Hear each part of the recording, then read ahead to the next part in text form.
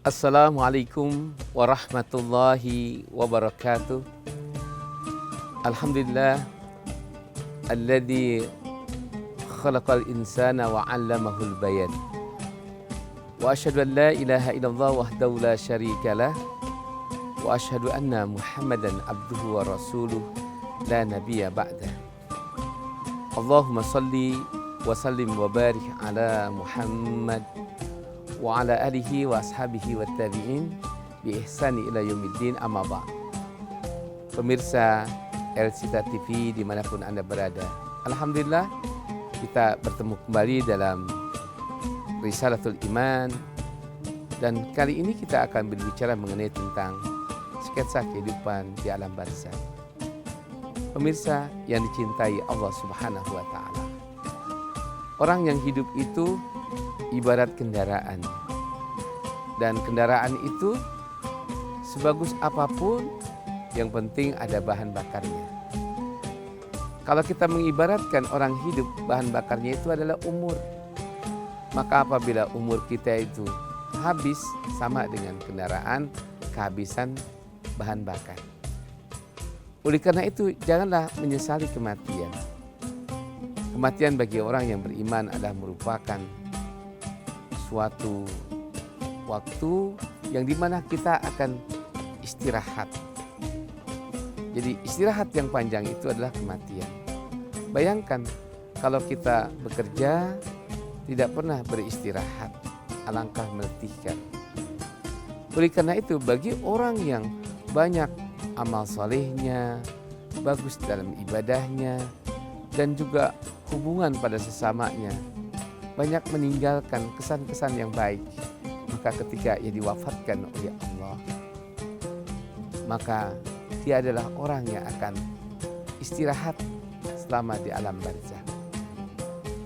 Dari itu, ketika kita ingin mendapatkan tambahan umur, sama halnya seperti kita ingin mencari bahan bakar untuk kendaraan kita agar mobil itu atau kendaraan itu bisa berjalan lebih panjang, lebih jauh jarak tempuhnya. Apakah bisa kita memperpanjang umur kita? Mengapa tidak? Dan kita tidak tahu kapan kita berakhir umur kita itu. Karena kematian merupakanlah rahasia Allah. Dan kita diperintahkan berikhtiar untuk mencari umur yang panjang. Artinya bebas dalam kehidupan kita itu, kita menentukan hidup kita mau umur panjang, mau umur pendek. Kalau kita ingin umur panjang, maka rajin-rajinlah kita itu menambah bahan bakar hidup kita atau umur kita. Bagaimana caranya? Rasulullah SAW bersabda, "Man sa'a ayyumaddalahu fi umrihi." Barang siapa yang ingin dipanjangkan umurnya, wa ayyu sa'alahu fi rizkihi, dan dia ingin diluaskan rezekinya, falyasir rahim, falyattaqillah wal yasir rahim. Satu, hiduplah kamu dengan ketakwaan. Itu yang menyebabkan Allah akan panjangkan umur kita dan luaskan rezeki kita. Yang kedua, wal yasir rahim, perbanyaklah menyambung tali silaturahim. Karena hakikat kalau kita itu berkunjung, kita bertemu dengan teman-teman kita bertemu dengan orang-orang dekat kita, pasti semua kita saling mendoakan. Ketika kita bertemu, kita mengucapkan salam. Assalamualaikum warahmatullahi wabarakatuh. Keselamatan atas kamu dan rahmat serta keberkahan. Nah, di situ ada rahmat, kebahagiaan hidup. Yang kedua, keberkahan Allah akan berikan. Semoga Allah berikan keberkahan. Berkah itu kullu syai'in yazidu. Segala sesuatu yang bertambah itu kan adalah keberkahan. Pemirsa Elsita TV, artinya nilai silaturahim, pertemuan kita berjamaah yang dikatakan wal jama'atu rahmatun wal furqatu la'natun. Kalau kita hidup ini berjamaah, kita sering bertemu, itu mendatangkan rahmat. Bagaimana tidak mendapatkan rahmat? Pasti setiap kita ketemu itu kita pasti akan mendapatkan doa yang baik-baik. Dan yang kedua, bicara masalah ketakwaan dapat memanjangkan umur. Karena nilai ketakwaan itu terwujud satu dengan keberanian kita untuk bersedekah, bersedekah, berbuat baik pada orang lain. Walaupun orang yang tidak pernah kita kenal, ketika kita memberikan sesuatu sedekah itu, pasti orang berkata, semoga Bapak dipanjangkan umurnya dan diberikan keberkahan. Bukankah kita tahu? Ad-du'a'u silahul mu'min. Doa itu adalah senjatanya bagi orang yang beriman. Artinya kalau kita ingin mendapatkan suatu kemenangan, maka gunakanlah senjata kita itu. Kalau dalam berperang. Nah, dalam hidup adalah senjata kita itu doa. Maka kalau kita ingin panjang umur, maka sering-seringlah kita mendapatkan doa. Orang-orang mendoakan kita panjang umur dan diberikan keberkahan dalam hidup ini. Pemirsa LCTA TV, maka ketika kita berbicara mengenai tentang panjang umur, ya, murah rizki dengan ketakwaan ini, siapa yang tidak percaya orang yang hidupnya penyabar, umurnya panjang? Siapa yang tidak percaya juga kalau orang suka marah-marah, kalau orang hidup selalu mereka tak bisa menguasai emosinya. Mereka itu pendek umurnya, cepat habis bahan bakar hidupnya, umurnya itu. Kenapa? Coba kita buktikan. Kalau orang itu menderita diabetes, kalau sering marah, pasti darahnya itu, gula darahnya meningkat. Kalau orang punya penyakit hipertensi, darah tinggi, kalau dia sabar, itu salah satu cara untuk menterapi agar umurnya tetap bertahan. Tapi kalau orang yang punya riwayat penyakit darah tinggi, dia suka marah, bukankah kita tahu orang yang marah itu pasti hipertensinya pun ikut naik. Begitu pula asma. Kalau dia punya riwayat penyakit asma, ya, gangguan paru. Coba bayangkan kalau dia suka marah pasti napasnya memburu. Tapi kalau dia sabar, dia tenang hidupnya, kita lihat penuh dengan ketenangan dan harapan untuk bisa bertahan hidup. Artinya apa?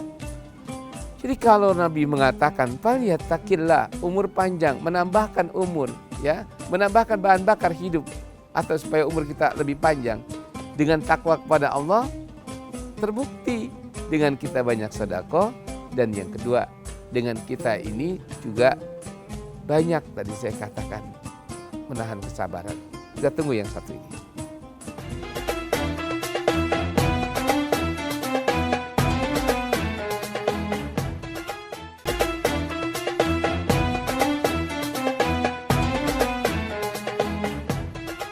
Pemirsa LCTA TV, maka ketika kita bicara mengenai manfaat atau faidah, mengapa Allah suruh fattaqullah? Hendaklah kamu bertakwa kepada Allah, falyasir rahim, dan hendaklah kamu selalu menghubungkan tali silaturahim. Karena kekuatan takwa itu tadi, kalau kita bertakwa menjadi orang yang pandai menahan emosi, dan yang kedua wal afina anin nas, bisa terbukti. Orang yang selalu memaafkan dan jauh dari sifat dendam, hidupnya lebih enjoy ketimbang orang yang suka dendam dan suka melampiaskan dendamnya. Ini yang kita perlu renungkan. Nah, walaupun kita tahu bahwa mati itu adalah tidak sesuatu yang tidak boleh kita takuti, tetapi juga mati tidak boleh kita harapkan kita cepat mati. Karena ketika Nabi tanya, ya Rasulullah, bolehkah bagi orang yang sudah sangat sulit hidupnya, berat ujian dan cobaannya, kena penyakit yang menggerogoti jasadnya, dan ia sudah tidak tahan meminta mati dipercepat, Nabi mengatakan tidak boleh. Karena hak yang mematikan dan menghidupkan itu bukan hak kita, hak Allah. Lalu Nabi mengajarkan, kalaulah kamu memang sudah berat menghadapi ujian itu, faqul Allahumma ahyini ma kanatil hayatu khairan li. Maka katakanlah, ya Allah, berikanlah aku kehidupan jika masih ada kehidupan, kebaikan dalam hidupku itu. Wa tawaffani ma kanatil wafatu khairan li. Dan matikanlah aku apabila kematian itu memang lebih baik dari hidupku. Inilah pesan Nabi dalam hadis Bulughul Maram, dan hadis ini Sahih Bukhari Muslim. Artinya apa? Kalau memang saatnya kita itu sudah dijemput oleh ajal kita, ibaratnya kalau memang sudah bahan bakar mobil kita itu habis dan mobil kita tidak bisa hidup lagi, tidak bisa. Tapi kan kalau mobil kita dapat bahan bakar bisa hidup lagi. Bisa nggak orang yang sudah mati dihidupkan lagi? Nah, ini bedanya. Mati itu ada dua. Ada yang mati bersifat itu abadi, selama-lamanya. Dan ada mati yang bersifat itu sementara. Mati yang sementara itu adalah yaitu di waktu kita ditidurkan oleh Allah. Makanya ketika kita mau tidur, kita niat mati. Bismikallahumma ahya wa amut. Dengan izin Engkau, ya Allah, aku hidup dan aku akan mati. Setiap kali kita mau tidur itu kita selalu mengatakan, membaca doa ini. Artinya apa? Kematian itu bagi kita yang nyunnah, yang biasa sebelum doa berdoa itu nggak ada yang perlu kita takuti. Toh kita pinta, dengan izin Engkau ya Allah aku hidup, dan dengan izin Engkau aku juga akan mati. Makanya begitu bangun tidur kita bertasbih kepada Allah. Alhamdulillahilladzi ahyana ba'dama amatana wa ilaihin nusur.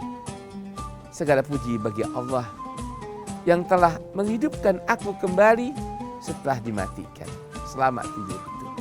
Nah, di dalam hadis dikatakan Allahu yatawaffal anfusa hina mautiha. Maaf, ini bukan hadis. Ini adalah Al-Qur'an ya. Kita bisa baca ayat ini, yaitu sangat ma'ruf.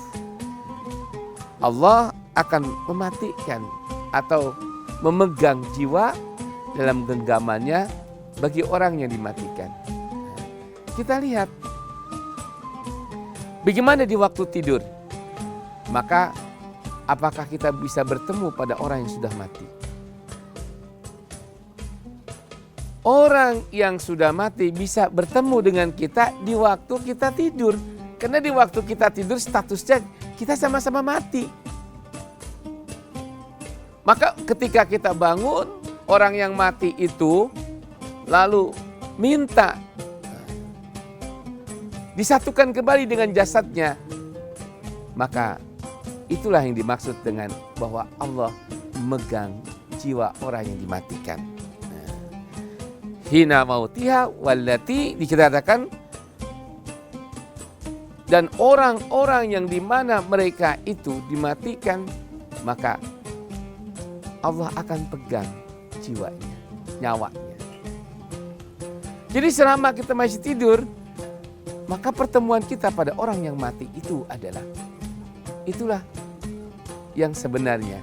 Maka kalau kita bertemu dengan Rasulullah, insya Allah itu benar. Kita bertemu dengan orang-orang soleh, insya Allah itu benar. Kita bertemu dengan orang tua kita yang saleh, yang kita yakini bahwa ini ahli surga, dan kita juga melakukan perbuatan di dunia yang masih hidup itu ahli surga, maka mimpi kita akan benar. Lalu kemana ketika orang itu mati? Yang sebenarnya kalau jiwanya itu dipegang oleh Allah Subhanahu wa Ta'ala, maka itulah Allah tempatkan di suatu tempat yang bernama dengan alam barzah. Dan kondisi orang yang telah diwafatkan oleh Allah di alam barzah itu, maka mereka itu adalah bisa mendengar. Sebagaimana kita tahu di dalam perang Badar, ya, maka setelah 3 hari Rasulullah SAW kembali ke medan pertempuran itu. Maka dia menemui ya, mayat-mayat yang sudah membusuk. Di antara mayat-mayat itu adalah Abu Jahal, Rabi, ya. Maka Nabi ketika memasukkan dalam satu lubang mayat-mayat orang musyrik ini, Nabi mengatakan, bukankah engkau telah mendapati apa yang telah dijanjikan oleh Tuhanku? Maka ketika Nabi berbicara pada mayat-mayat yang sudah mau membusuk ini, Umar mendengar, ya Rasulullah, bukankah mereka sudah meninggal?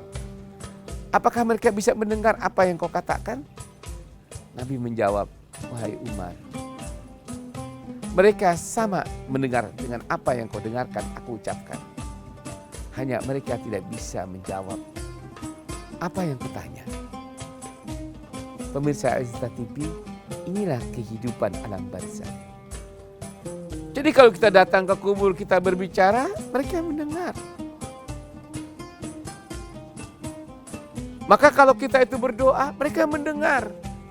Bahkan Allah berikan bagi orang yang hidup di alam barzakh itu kelebihan, mereka bisa diberikan melihat dengan pandangan yang sangat luas dan tidak terbatas.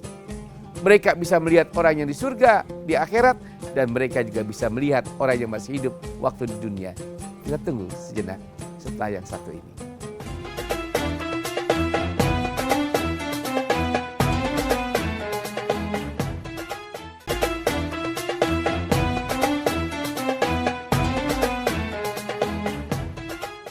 Pemirsa Al-Izzah TV dimanapun Anda berada.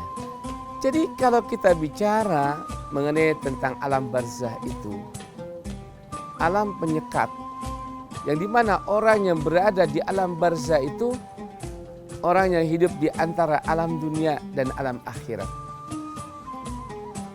Dia bisa melihat orang-orang yang ada di akhirat itu, apalagi orang-orang yang ada di dunia. Makanya kalau kita cinta kepada ibu bapak kita yang telah meninggal, cinta kepada orang yang kita hormati yang telah meninggal dunia, maka janganlah Anda berbuat maksiat. Maka ketika Anda berbuat maksiat, dia pun menangis di alam kubur. Sebaliknya, beramalah amalan yang saleh, amalan yang baik, banyaklah berdoa. Ketika kita berkunjung dengan orang-orang yang dicintai oleh orang tua kita yang telah diwafatkan oleh Allah itu, maka dia tersenyum, maka dia gembira, maka dia mendoakan kita dan kita tidak bisa mendengarnya. Tapi sebaliknya, kalau kita itu melakukan perbuatan yang tidak disukai oleh orang tua kita di waktu kita hidup atau menyakiti orang-orang yang dicintai oleh orang tua kita, maka ia pun sedih. Dan itu tidak ada yang tertutup. Allah berikan kuasa untuk bisa melihat. Hanya kita tidak bisa komunikasi. Makanya ketika Rasulullah SAW sampai di medan Uhud di waktu itu, dan ia mengatakan, ya Aba Jahal, ya Aba Jahl bin Hisam, ya Umayyatu bin Khalaf, ya Utbatur Rabi'ah. Kata Nabi, ya Saibatu bin Rabi'ah, alaysa qad wajadtum, tidakkah kamu sudah mendapati ma wa'ada rabbukum haqqa, apa yang sudah dijanjikan oleh Tuhanmu yang maha benar. Fa inni qad wajadtu, dan sungguhnya aku sudah mendapati ma wa'ada li rabbi haqqa, apa yang telah dijanjikan oleh Tuhanku yang sebenarnya. Tadi saya katakan, ketika Rasulullah ini berbicara dengan suara yang agak keras seperti menagih, maka Umar berkata, wahai Rasulullah, bukankah mereka ini adalah orang-orang yang sudah menjadi bangkai. Apakah mereka bisa mendengar? Apa kata Rasulullah? Ya Umar, apa yang kau bisa dengar dari ucapanku? Mereka pun mendengar. Tidak lebih dan tidak kurang. Hanya mereka tidak bisa menjawab. Pemirsa Ensita TV, ini menerangkan bahwa hadis ini, ya, tafsir ini dalam tafsir At-Tabari menyatakan bahwa orang yang mati itu pada hakikatnya dia layaknya seperti orang yang hidup, cuman hanya satu, tidak bisa berkomunikasi dengan kita. Kalaulah dia berkomunikasi tadi melalui ketika kita sedang tidur, sama-sama keadaan mati, sampai Allah menerangkan dalam ayat yang kita bahas ini. Ketika orang yang sudah mati, yang sebenarnya itu dia ingin terus tidak mau berpisah dengan kita, barulah Allah pegang ruhnya itu. Jadi Allah lepaskan. Orang yang mati itu bisa bertemu siapa aja yang disayangi oleh Allah. Bagi orang yang di mana waktu dia hidup itu adalah orang yang saleh, orang yang banyak melakukan amalan perbuatan yang baik. Tinggal kita, apa yang kita bisa petik dari pelajaran Risalatul Iman pada hari ini. Maka yang pertama adalah, sudahkah kita mempersiapkan hidup kita untuk kematian? Agar kita nanti tidak banyak terlalu sedih di alam barzah itu. Karena kita akan melihat anak-anak kita. Kalau anak-anak kita ajarkan, kita jadikan anak-anak menjadi anak yang saleh. Dia menjadi ahli ibadah. Orang yang pandai bersyukur. Dan orang yang pandai juga mensyukuri atas nikmat yang mereka dapati dari orang-orang dekatnya. Karena Allah menyatakan, وَلْيَسَّلْ الَّذِينَ لَوْ تَرَكُوا مِنْ خَلْفِهِمْ ذُرِّيَّةً ضِعَافًا خَافُوا عَلَيْهِمْ فَلْيَتَّقُوا اللَّهَ وَلْيَقُولُوا قَوْلًا سَدِيدًا. Tidaklah kamu takut meninggalkan anak-anak kamu. Ketika kamu mati nanti, kau tinggalkan mereka dalam keadaan kelemahan, lemah imannya, lemah ilmunya, lemah fisiknya, lemah ekonominya. Maka selama kamu tinggalkan anak itu dalam keadaan papa, dan mereka itu adalah menjadi orang yang buta dalam soal masalah kehidupan, dan mereka tidak mengerti agama, maka kamu akan sedih. Bahkan kamu akan minta kepada Tuhanmu, kepada Allah untuk hidup kembali. Untuk apa? Allah ceritakan dalam surat Al-Munafiqun. Ya ayyuhalladzina amanu la tulhikum amwalukum wala auladukum an zikrillah. Wa may yaf'al dzalika fa ulaika humul khasirun.